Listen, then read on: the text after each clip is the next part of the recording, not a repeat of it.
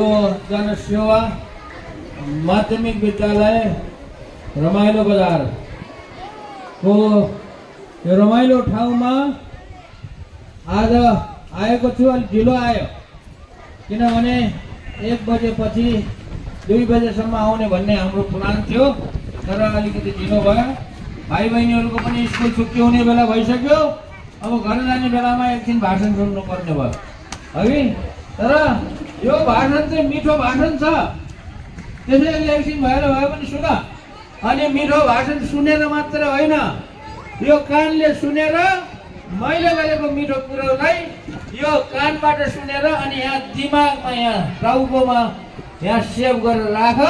किनभने मैले राम्रो कुरा गर्छु, यहाँ सेभ गरेर राख्यो भने भोलि भविष्यमा यहाँबाट निकालेर त्यसलाई प्रयोग गर्न सकिन्छ। ल मोबाइलमा चाहिँ फोटो भिडियो सेभ गरेको त थाहा छ नि हैन। मोबाइलमा भने जस्तै अब मैले भनेको कुरो पनि भाइ बहिनीहरूले सेभ गरेर राख्ने, यहाँ दिमागमा यहाँ सेभ गरेर राख्नु, त्यसले काम लाग्छ।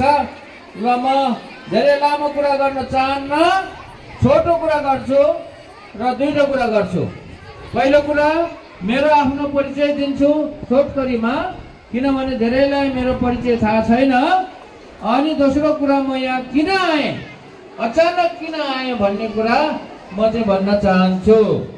ल अब मेरो परिचय त मोटामोटी नाम र म जन्मेको ठाउँ चाहिँ सरले भनिसक्नु भएको छ।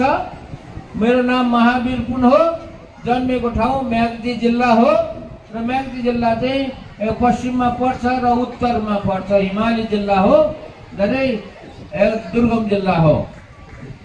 त्यो ठाउँमा जन्मेर म अहिले यत्रो भएँ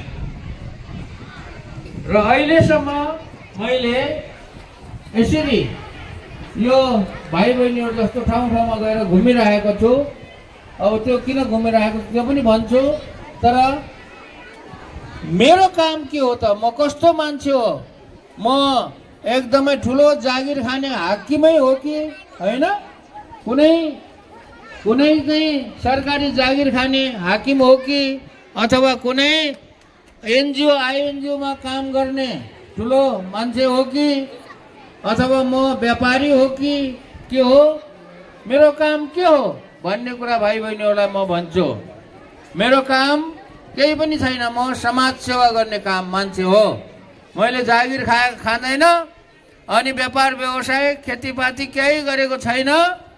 मैले चाहिँ के गरेको छु, समाज सेवा गरेर आफ्नो जीवन बिताइरहेको छु र समाज सेवा गरेको पनि मैले समाज सेवा गरेको 32 वर्ष भयो। 32 वर्षसम्म समाज सेवा भन्दा अरू केही काम गरेको छैन। अनि 32 वर्षभन्दा अगाडि म चाहिँ अमेरिकामा पढ्थेँ, विद्यार्थी थिएँ। अनि धेरै वर्ष अमेरिकामा पढेर नेपाल फर्केर समाज सेवा गरेको मान्छे हो। र अमेरिका जानुभन्दा अगाडि 13 वर्षसम्म म पनि यस्तै गाउँको एउटा विद्यालयमा, माध्यमिक विद्यालयमा शिक्षक भएर काम गरेको मान्छे हो, तर अहिले त शिक्षक छैन। अनि यो हो मेरो परिचय, समाज सेवा गर्ने। तर समाज सेवा गर्दाखेरि मैले अलिकति फरक तरिकाले, भिन्नै तरिकाले समाज सेवा गर्ने मेरो आफ्नो तरिका छ र त्यो तरिकाको बारेमा म भन्छु भाइ बहिनीहरूलाई। भाइ बहिनीहरूले त्यो कुरा पनि सम्झेर यहाँ सेभ गरेर राख्नु, किनभने भोलि पर्सि भविष्यमा भाइ बहिनीहरूले पनि त्यसरी नै समाज सेवा गर्न मन लाग्यो भने समाज सेवा गर्न सक्छ। समाज सेवा गर्दाखेरि मैले विज्ञान र प्रविधिलाई प्रयोग गर्छु। यो नौलो कुरा सुनेछ है तिमीहरूले। समाज सेवा गर्दाखेरि मैले विज्ञान र प्रविधिलाई प्रयोग गर्छु। भोलिप्रति तिमीहरूको हाजिर जवाफ प्रतियोगिता पनि आउन सक्छ है। महावीर पुनले समाज सेवा गर्दाखेरि कसरी गर्नुहुन्छ भनेर सोध्यो भने विज्ञान र प्रविधिलाई प्रयोग गरेर समाज सेवा गर्छु। त्यो कसरी, अब त्यो तरिका म बताउँछु, भाइ बहिनीहरूले सम्झनु। पहिलो कुरा, विज्ञान सम्बन्धी केही ज्ञान त हुनु पर्यो।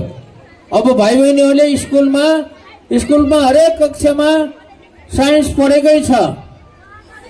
अनि त्यो किताबमा पढेको साइन्सलाई प्र्याक्टिकल गरेर त्यसलाई चाहिँ कुनै प्रयोग गरेर एक्सपेरिमेन्ट गरेर कुनै चीज बनाउने, ठुलो चीज बनाउनु पर्दैन, सानो चीजहरू बनाउने, सानोतिनो चीजहरू बनाउने र समाजलाई काम लाग्ने चीज बनाउने।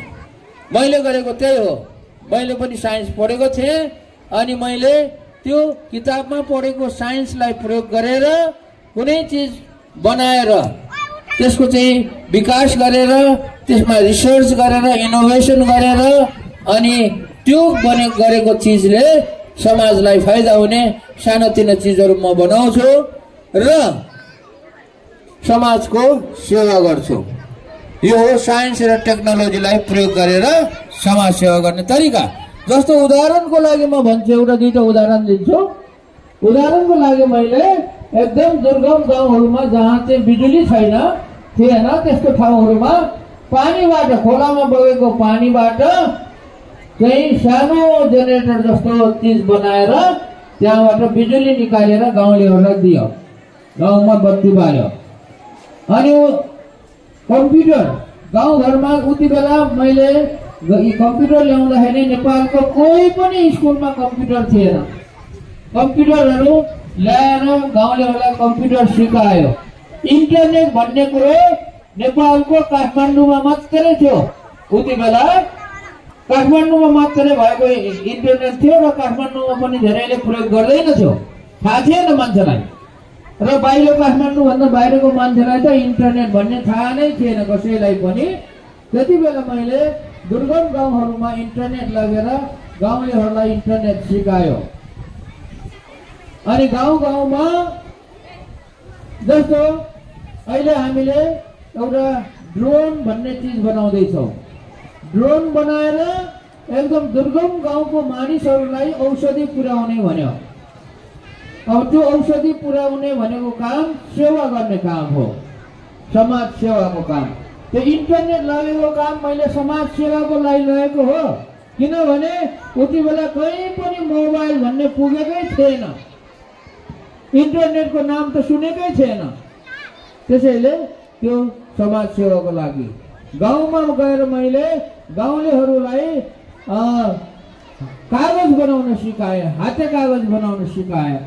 अनि त्यो पनि प्रविधिको कुरा भयो। यस्ता धेरै कुराहरू जो साना साना कुराहरू गरेर गाउँलेहरूलाई सेवा हुन्छ, गाउँलेहरूलाई फाइदा हुन्छ, त्यस्तो कामहरू म चाहिँ गरेर समाजको सेवा गर्छु।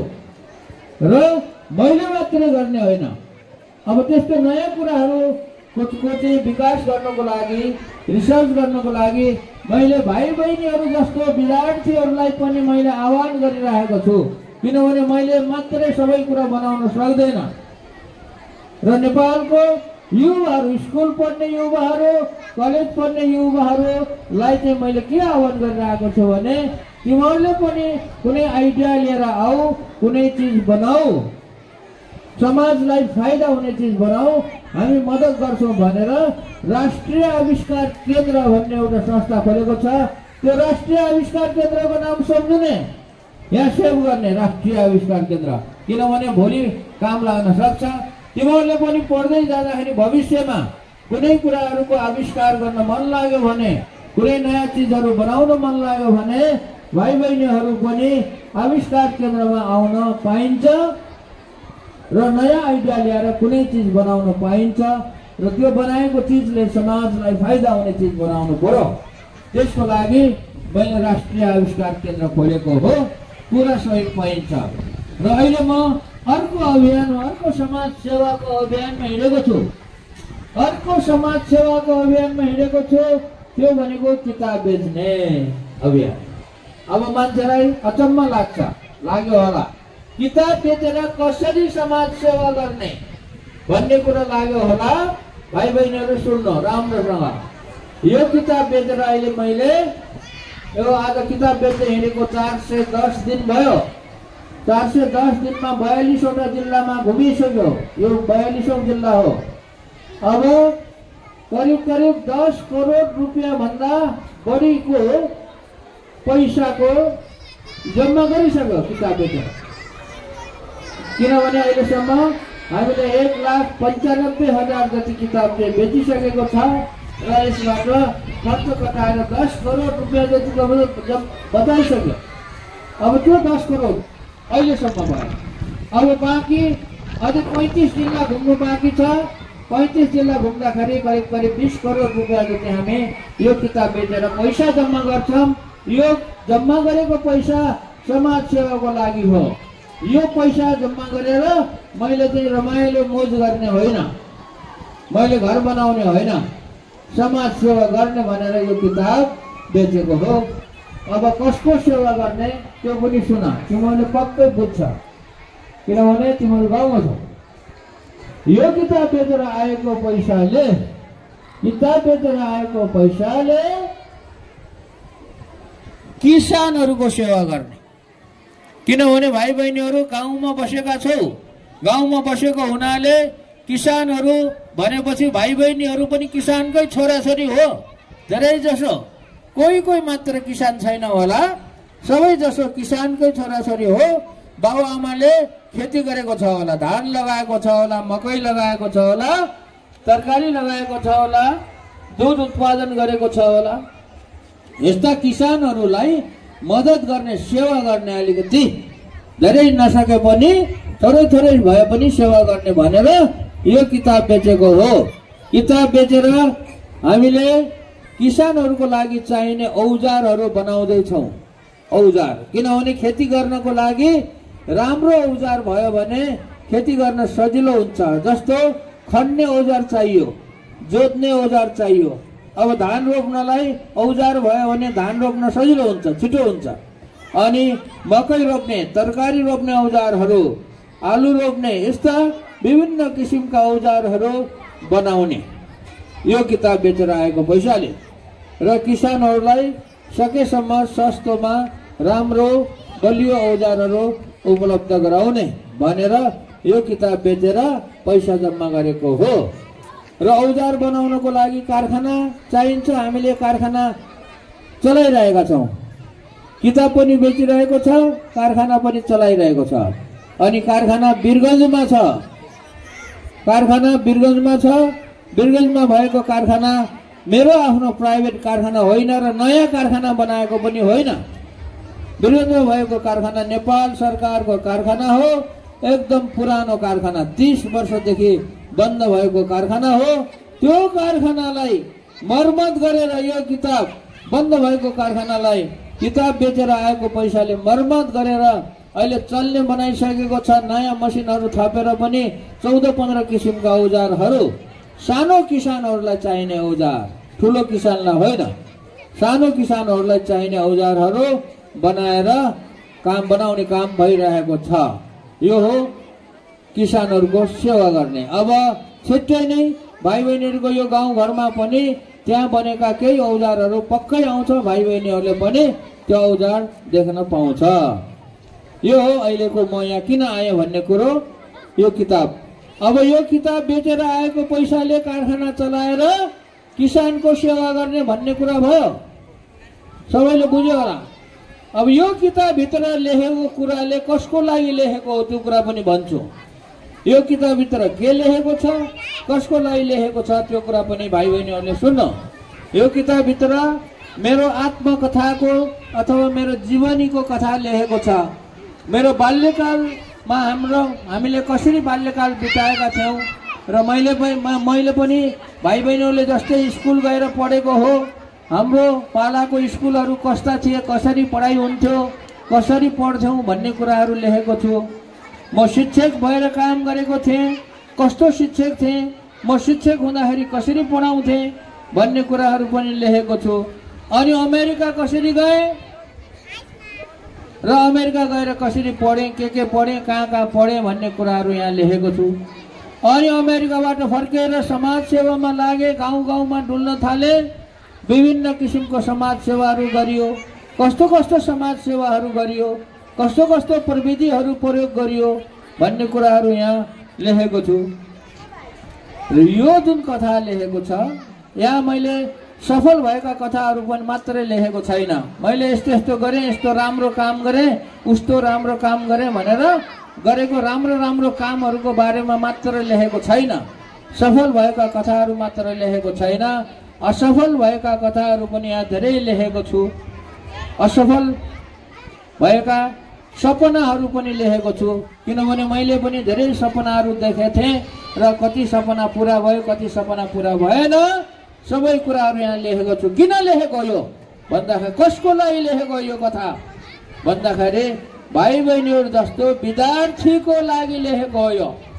यो जुन किताब लेखेको छ विद्यार्थीहरूले पढ्ने गरेर लेखेको हो। विद्यार्थीहरूले बुझ्ने भाषामा, साधारण गाउँलेले पनि बुझ्ने भाषामा, एकदम सरल भाषामा विद्यार्थीहरूको लागि लेखेको हो। किनभने यो किताबबाट मैले